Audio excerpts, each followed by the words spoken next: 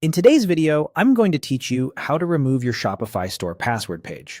If visitors are landing on a password screen instead of your storefront, it usually means your store is still locked behind Shopify's password protection while you're setting things up.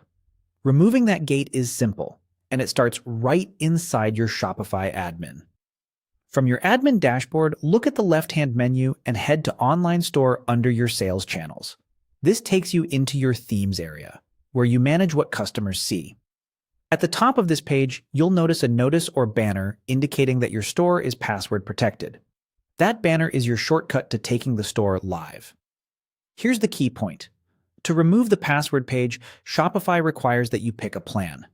Even if you're on a trial, you need to select a plan first.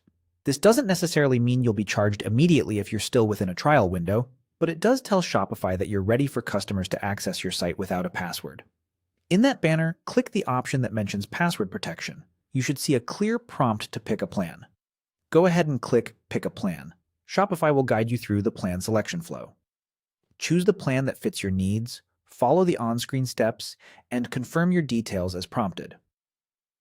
Once your plan is selected, Shopify will allow your storefront to go live, and the password page will no longer block your customers. A couple of helpful tips as you do this.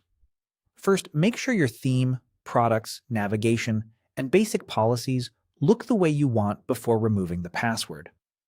Think of it as flipping the open sign on your business. Second, after picking a plan, check your store from a browser where you're not logged into the admin.